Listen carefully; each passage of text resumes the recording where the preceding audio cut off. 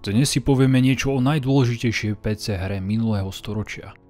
Ultima Underworld je dungeon z roku 92, ktorý sa stal inšpiráciou pre veľa hier, ktoré prišli po ňom. Cliff Bleszinski pri vývoji Gears of War poznamenal, že Ultima Underworld na neho mala oveľa väčší vplyv než Doom. Inšpiroval sa aj napríklad Deus Ex, Bioshock, Half-Life 2, Tomb Raider, System Shock alebo Arena, z ktorej vyšla séria Elder Scroll a dnešný Skyrim. V roku 1992 to bol zjav, technologická hra, ktorú len tak hocikto nespustil, pretože bežala v 3D. Keď si porovnáme iné dungeony, napríklad Eye of the Beholder z roku 91 a Lands of Lore z 93. roku, tie boli klasické krokovacie, aj Stonekeep a Anvil of Down, ktoré prišli po nich. John Carmack z id Software videl v roku 1990 demo verziu Ultima Underworld a prehlásil, že urobí rýchlejší textúr mapper. A vďaka tomu vznikol Wolfenstein 3D a neskôr aj Doom. Prvýkrát sa Ultima Underworld začala koncipovať v roku 1989 zásluhou Paula Neurata. Ten práve dokončil hru Space Rogue a tam mu pomohla s vývojom Ultimy. Takisto bol veľkým hráčom. Hral veľa Dungeons and Dragons hier, napríklad Wizardry a čítal veľa fantasy kníh. Od Zelazného, Howarda či Tolkiena. O Dungeon Masterovi hovoril ako o prvom náznaku budúcnosti a chcel vytvoriť podobnú hru. Tak si napísal začiatočný level design, ako by sa hra mala hrať a pomenoval ju pracovne Underworld. Ultima Underworld vytvorili ľudia, ktorí odišli z Origins. To bola firma, ktorú v roku 1983 založil Richard Garriott. Preslavila sa sériou Ultima, Wing Commander a Crusader. Z tejto firmy neskôr vzýšli také mená ako Chris Roberts, Warren Spector či Tony Zurovec. Neurath z Origins odišiel na jar 1990 s plánom vytvoriť Ultimu Underworld pod novým štúdiom Blue Sky Production. Bol hlavným dizajnérom a ako prvého zamestnanca programátora, ktorého do týmu prizval, bol Doug Church. Ten neskôr pracoval aj na System Shock, Thief či Deus Ex a dnes robí konzultanta pri vývoji tretieho System Shock, no neviem, či sa vydania tejto hry vôbec dočkáme. Hlavného umelca reprezentoval v týme Doug Weick, ten neskôr robil grafiku k NHL hrám. Vývoj začal v máji roku 1990. Zo začiatku mali problém implementovať do hry texturovanie, pretože v tom čase boli počítače príliš pomalé. Zamerali sa teda na silnejšie IBM počítače, využili engine z predchádzajúcej hry Neurata Space Rogue, plus použili algoritmus od programátora Chrisa Greena z hry Car and Driver. Za mesiac mali hotový prototyp. Demo, ktoré šlo plynule, obsahovalo textúry stien, no chýbali na podlahe a strope, preto to vyzeralo ako napríklad pri Wolfenstein 3D. Túto demo verziu prezentovali na Consumer Electronics Show v júni 1990 a veľmi zaujali Origins a Warrena Spectora. Ten im na to povedal, že bol totálne ohromený a nič také ešte nevidel. Okamžite sa spolu dohodli, že im Origins budú robiť vydavateľa a hru prepracujú do sveta Ultimy. A v tom momente bol Underworld premenovaný na Ultima Underworld. Po premenovaní hry autori opustili engine zo Space Rogue a začali vytvárať nový, ktorý by dokázal zobraziť uveriteľný 3D svet a dokázal by zobraziť textúry podlahy a stropu. Prizvali si do týmu ďalšieho programátora, Dana Schmidta. Zaujímavé je, že najviac času im netrvalo vytvoriť základ engineu, na ktorom by mohli stavať, ale práve zaplňovať svet mechanizmami a featurami. Chceli vytvoriť ten najlepší dungeon, no nemali žiadny plán, ako postupovať ďalej a celý vývoj šiel tak nejak organicky dopredu. Mali len jeden hlavný cieľ – vytvoriť simulátor dungeonu. Vývojári boli mladí a neskúsení, no stále sa počas vývoja zlepšovali, preto písali kódy štýlom pokus omyl a skúšali, ako by ich hra mohla lepšie fungovať. Neurath povedal, že to bola riadna výzva, no jeho mladý tím v počtu 6 ľudí mal v sebe vášeň, dávku talentu a bolo krásne vidieť, ako ich hra rástla. Taktiež si museli rozdielovať medzi sebou prácu. Neurath ako skúsený dizajner urobil prvé 2 levely a ostatné urobili ďalší programátori. A pre mnohých to bola prvá hra a prvá práca s level dizajnom vôbec. Preto Neurath spätne spomínal, že bol zázrak, ako to nakoniec dali vôbec dokopy. Ďalšou výzvou bolo udržať si dobrý vzťah s vydavateľom. Po roku vývoja im Origins prestávala veriť, že hru vôbec dokončia. Jedným z problémom bolo aj to, že Origins bola od nich vzdialená 2000 míľ, preto mali spolu zlú komunikáciu. Začali počuť drby, že ich projekt chcú zrušiť. Odišli od nich 2 producenti, no nakoniec ich zachránil Warren Spector a Neurath povedal, že keby sa tejto role neujal, tak by Ultima Underworld nikdy nevyšla.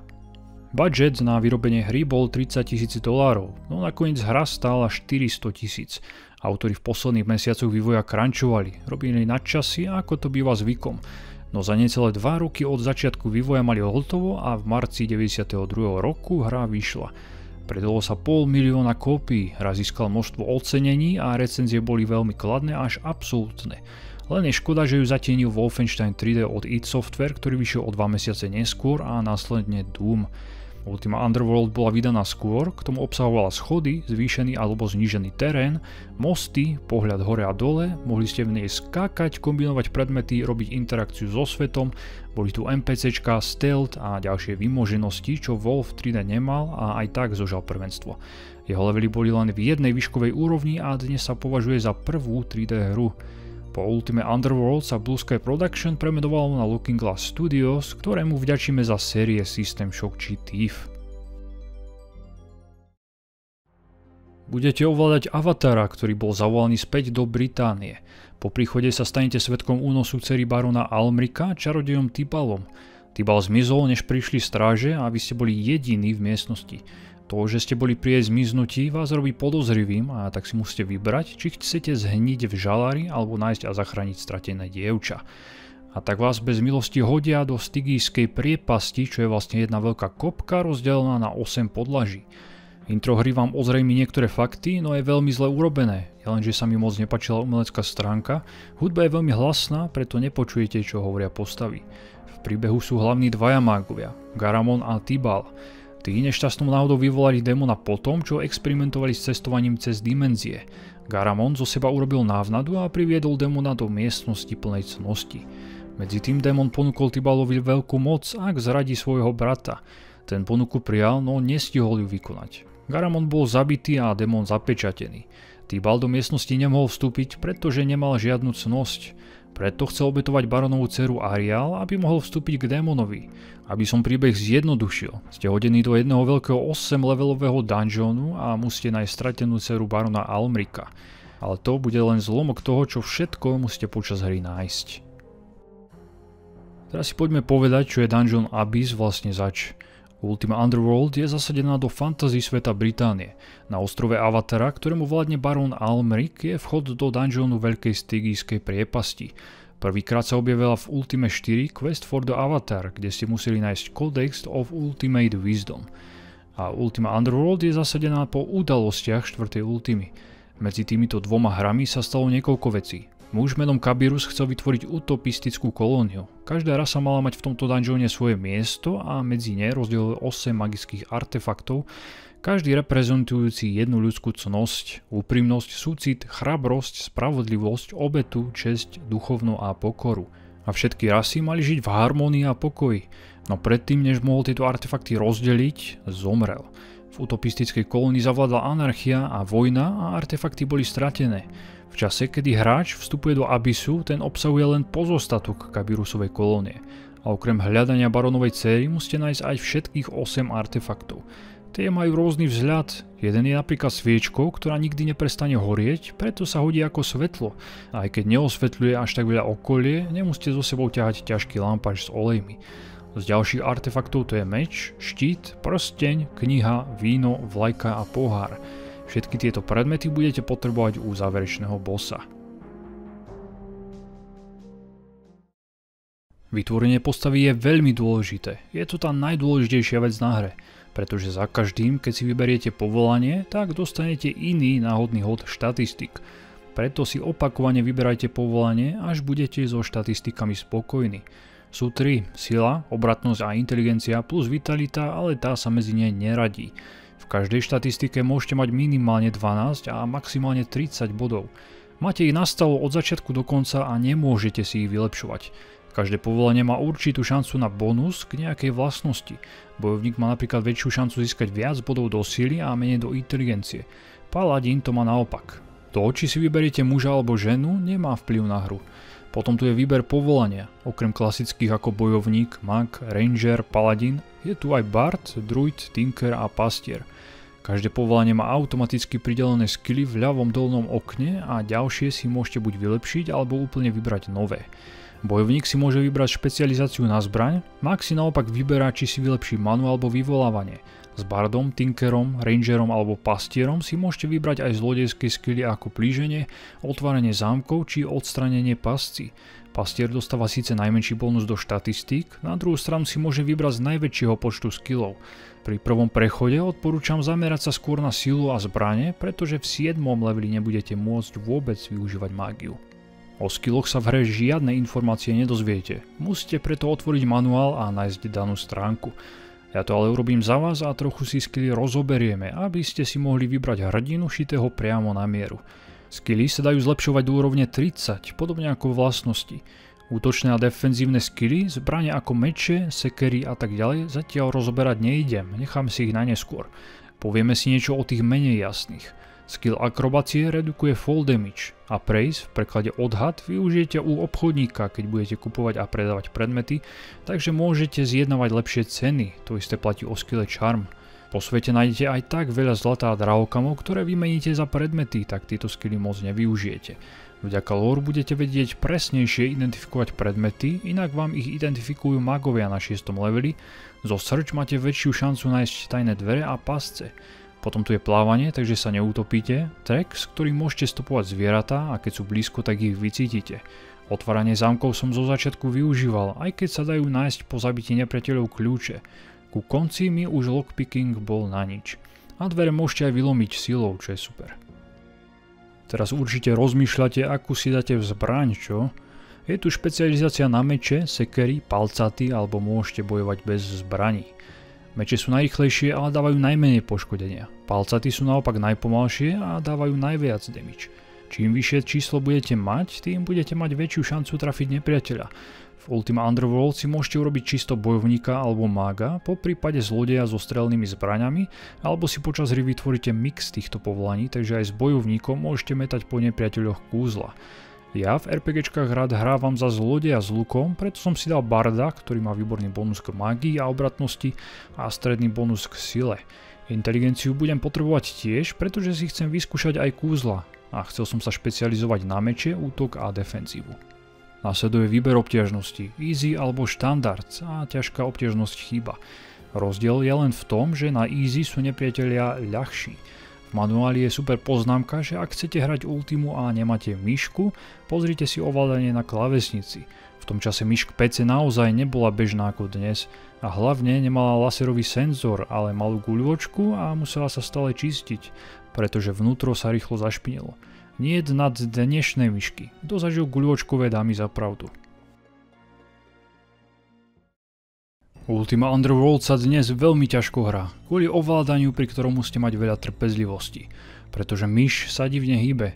Ono aj na to sa dá zvyknúť, inak pohyb postavy je prekvapivo moderný, budete používať V, X a D. Problém môže robiť aj malá herná obrazovka, keďže interfejs zaberá značnú časť, ale dá sa pozerať hore či dole, čo nepodporoval ani Wolfenstein 3D alebo Doom. Defaultne nastavená kamera sa mi zdala príliš vysoko, preto som si vždy znižoval kameru, aby som mohol brať predmety zo zeme. A plošinkové pasáže, kde ste museli preskakovať z jedného kameňa na ďalší, to ma štvalo najviac. Skoky sú trochu rozbité, no pomôže, keď použijete Shift plus klávesu J. Vďaka tomu skočíte z miesta a nemusíte sa rozbiehať. Rozbehy v niektorých pasážach aj tak budete potrebovať a neskôr nájdete prsteň, s ktorým doskočíte vyššie. V inventári máte len 8 miest, no môžete nosiť rôzne vaky či krabice, do ktorých si budete ukladať veci. Každý kontajner pojme istý počet predmetov. Vďaka tomu je inventár nekonečný, no ste obmedzení len nosnosťou. Tá záleží na sile vašej postavy krát 2. Takže ak budete mať silu 15, budete môcť uniesť 30 jednotiek, pri sile 30 uniesiete 60 jednotiek.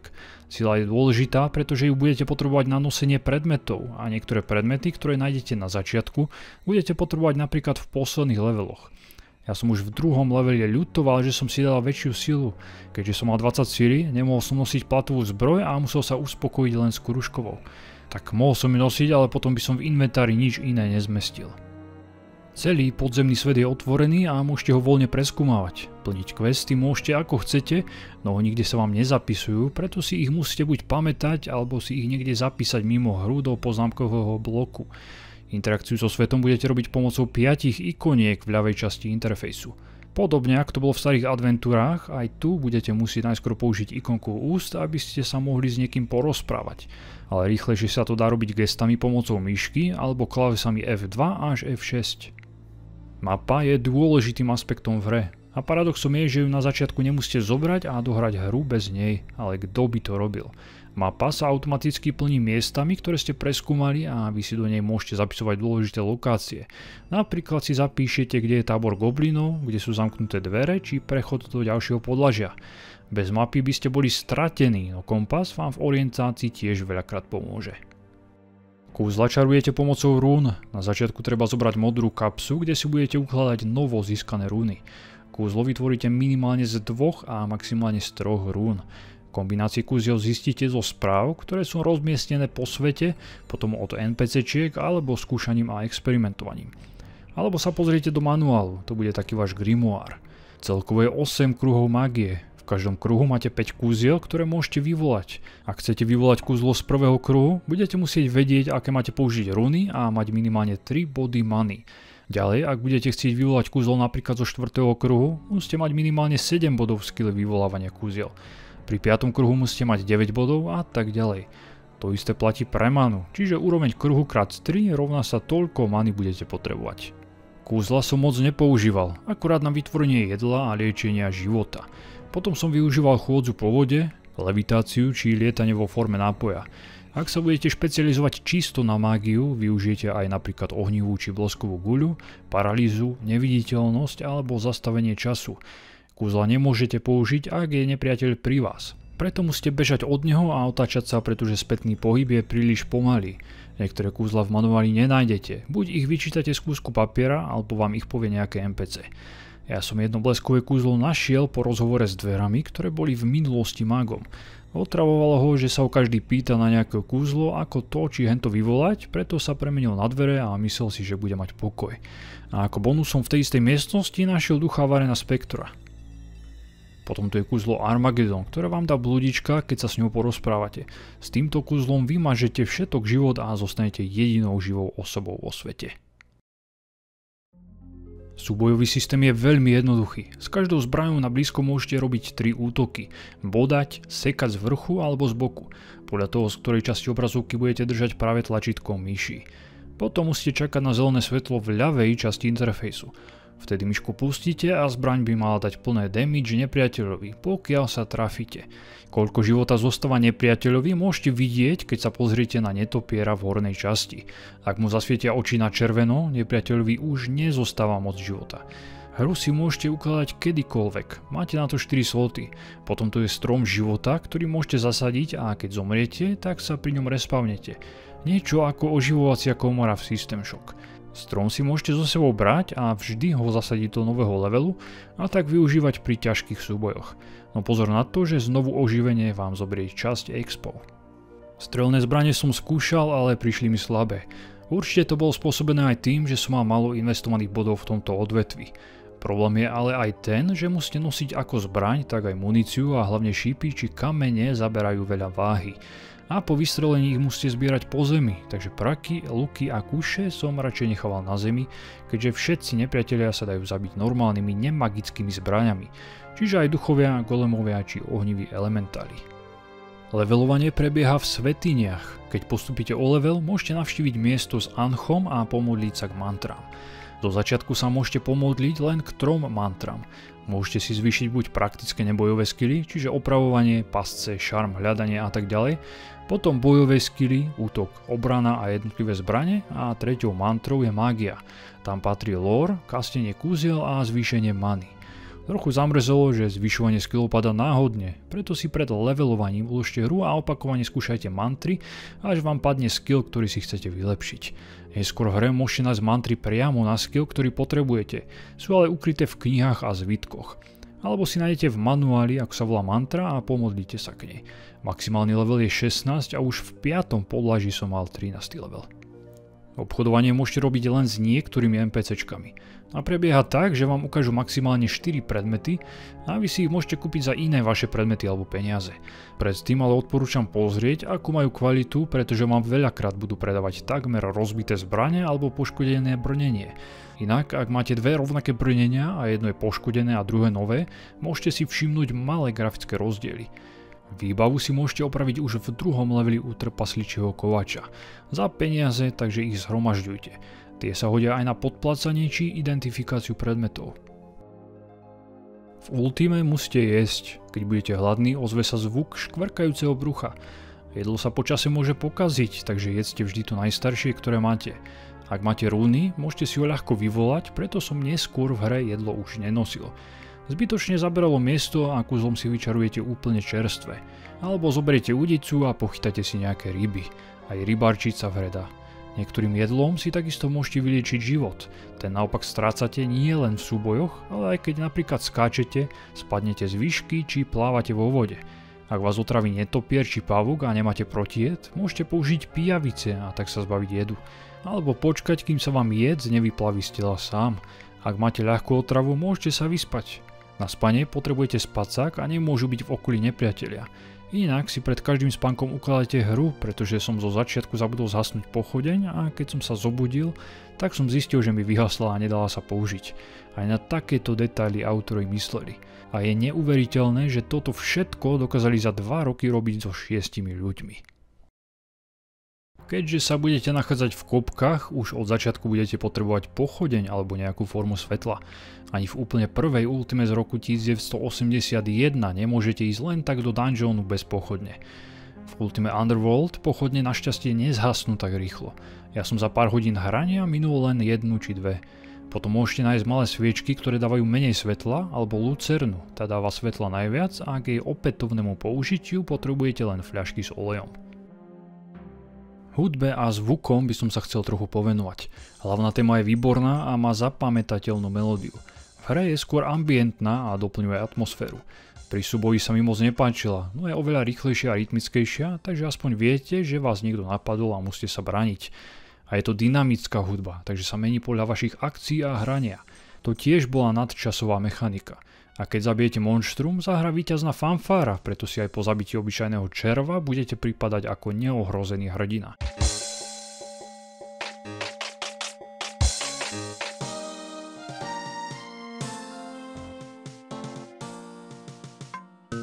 Zvuky sú tiež ozvučené, ale akoby podľa nástroja. Chôdza znie ako striedanie sekundového intervalu spodných kláves klavíra. Po úspešnom útoku zbraňou tiež zaznie klavír a keď je pri vás blízko nepriateľ, stále počujete jeden vysoký tón ako v Silent Hill.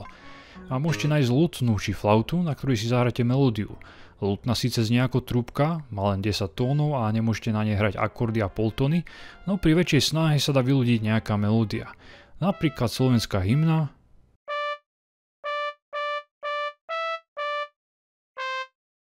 česká hymna,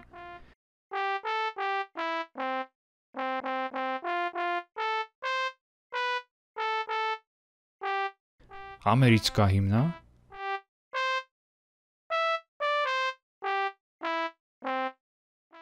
či tento populárny truhlársky song.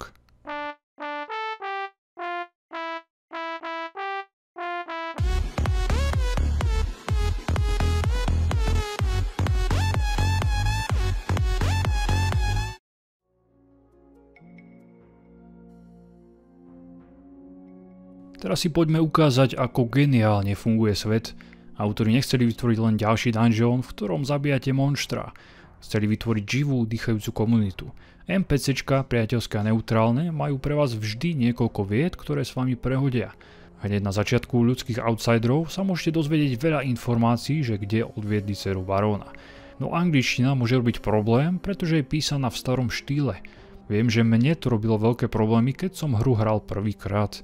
Prvé podlažie je také tréningové. Sú tu 2 tábory goblinov, zelený a šedý. Vedia po anglicky a budú si k vám vytvárať názor podľa vašich akcií. Ak im ukradnete nejaký predmet v miestnosti, kde sú, hneď nezautočia, len budú naštvaní. Ak to urobíte opakovane, potom zautočia. To ale platí aj pre ľudí. By the way, táto mechanika v mnohých dnešných RPGčkách chýba. Zelení a šedí goblini sa navzájom neznášajú a chcú jeden druhého zničiť. Môžete vstúpiť do ich tábora tým, že si pohovoríte so strážcom a ten vás pustí cez mreže.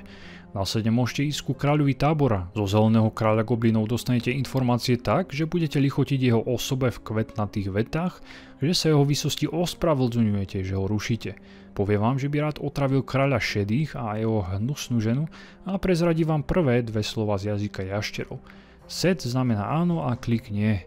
Šedí goblini majú oveľa viac stráži a ku kráľovi sa dostanete len cez jeho ženu. Šedý kráľ vám povie, že jeho goblinov chytá do pavučín obrý pavúk Navrej. Jeho pavučina je odolná proti ohni a keď ho zabijete, tak ju zoberte, budete ju neskôr potrebovať. Na 5. leveli, keď som bol už oveľa skúsenejší, šiel som oba goblinie tábory vyčistiť, pretože schovávali cennosti a zabitím goblinov som dostal cenné XP. Monštra majú určitý dosah, do ktorého vás môžu cítiť. Čím máte väčší stealth, tým sa tento dosah znižuje a monštru môžete obísť, ak na tento súboj ešte nie ste pripravení. Na túto mechaniku boli autori obzvlášť pyšní a vďaka tomu, že bola hra v 3D, mohli ju lepšie využiť. Ja som ale túto mechaniku nevyužíval, pretože nepriateľov nebolo veľa a dali sa zabiť priamočiarym útokom. V druhom podlaží prvýkrát dostanete quest od trpaslíkov.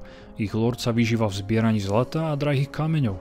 Ak mu dáte ako darček nejaký šperk či drahokam, potom sa vás spýta, že či chcete vidieť jeho zlato. Opäť musíte opatrne voliť slova, pretože na vás môže zavolať stráže, ak budete príliš dychtiví vidieť jeho komnatu plnú zlata. Ak vo vás neuvidí zlodeja, prezradí vám heslo a vy sa môžete ísť pozrieť do jeho trezoru. Teraz som využil strom života a hneď uvidíte prečo. Išiel som k stráži povedať mu heslo, nech ma pustí do trezoru. Ten ma ochotne pustil, tak som sa šiel pozrieť na poklad lorda trpaslíka.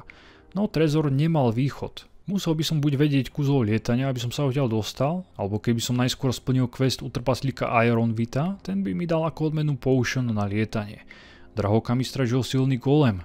Pobral som, čo som mohol a nechal sa zabiť. Tým pádom som sa respawnol s plným životom u stromu života a nikto z trpaslíkov si nevšimol, že som niečo ukradol. Ešte som ako darček lordovi dal jeden jeho drahokam. Inak vám tento lord dá quest, nech idete zabiť monštrum do baní.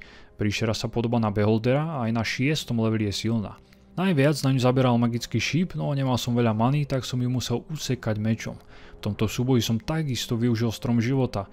Respawnul som sa rýchlo a nepriateľovi sa neobnovil život, preto som ho mohol ísť doraziť. Respawnom som stratil časť expov, preto nezomierajte často a radšej si hru ukladajte.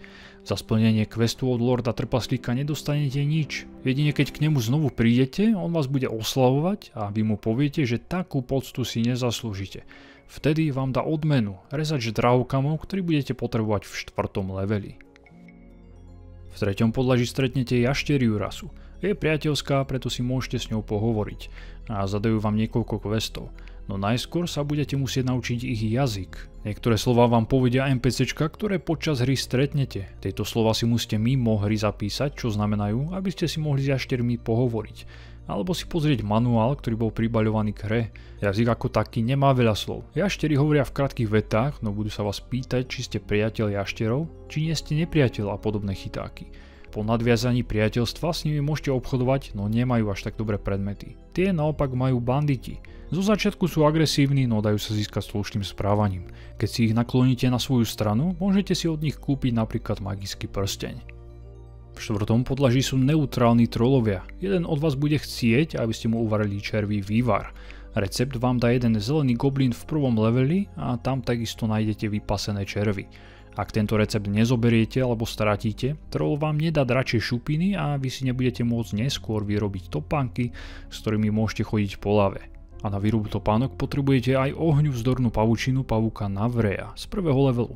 Tak takéto súvislosti majú jednotlivé predmety. Chodenie tam a späť po leveloch bude neskôr v hre bežné a trochu otravné. No neskôr sa naučíte používať mesačný kameň, ak ho nájdete. Je to v podstate taký jednosmerný portál, no musíte vedieť, aké runy máte použiť. Mne chýbala jedna runa do tohto kúzla, tak som ho nemohol používať. V 5. podlaží nájdete časť meča, ktorý musíte odniesť kovačovi trpaslíkov do podlažia číslo 2. Niektoré predmety, ktoré ste si mysleli, že nepotrebujete, zrazu budete potrebovať a tak sa budete snažiť spomenúť si, kde ste ich vyhodili a či ich nedaj Bože nepredali. Preto ich blízko schodiska, keď často prechádzate, odkladajte a poznačte si to na mape. Tým sa vyhnete s dlhavým hľadaním jedného predmetu po celých kopkách. Druhou frakciou v 4. podlaží sú rytieri Crux Ansata. K ním sa môžete pridať tým, že vypijete jed, ktorý vám dá ich veliteľ. Potom, keď u neho vyriešite 2 questy, otvorí vám zbrojnicu, v ktorej nájdete ťažké brnenie, štít a zbrane v najlepšej kvalite. Keď som prešiel hru, dalo mi to pekné vyznamenanie, podobne ako v System Shock a Might and Magic. To bolo super na týchto starých RPGčkách, že ste si mohli screenshotnúť tieto obrazovky a mali ste pamiatku. A ešte tam písali, že mám zavolať do Origins, že som prešiel ich hru a osobne mi pogratulujú. Pekné od nich, ale dnes by som sa tam nedovolal. V roku 1997 vyšla aj verzia pre PlayStation. Vyšla bohužiaľ len v Japonsku, no prinášala veľa zmien. Všetky NPCčká a monštra boli 3D polygóny. 2D splity v pôvodnej grafike ostali ostatné predmety. Hracia obrazovka bola oveľa väčšia, takže inventár ste si museli otvárať. Intro a záverečná animačka mala oveľa viac dialogov a bola prerobená. Hudba bola upravená, aby pripomínala originál a boli zmenené portréty postav. A bola čisto v japončine. Romaji tam nenájdete, takže ak neviete čítať hiraganu, katakanu a kanji, túto verziu si moc nezahráte. Ultima Underworld vyšla aj v engine Unity ako fanúšikovský remaster. Projekt má názov Underworld Exporter a zatiaľ je vonku verzia 1.09. Skúšal som ju a fungujú aj savey z originálnej verzie, čo je super. Ovládanie je vylepšené, hlavne skákanie a môžete sa rozhliadať myškou. Hra je funkčná a hrateľná, no ja som hral radšej originál, pretože som sa bál, že by remaster nešiel dohrať. V roku 1993 vyšiel druhý diel Ultima Underworld, ktorý bol podobný originálu. Za moderného duchovného nástupcu sa považuje Arx Fatalis. Už som na ňo urobil recenziu, tak ak ste ju ešte nevideli, bežte si ju pozrieť. Inak prvý diel odporúčam. Na svoj čas veľmi moderná hra, ktorá nemala konkurenciu. Tak si ju bežte zahrať.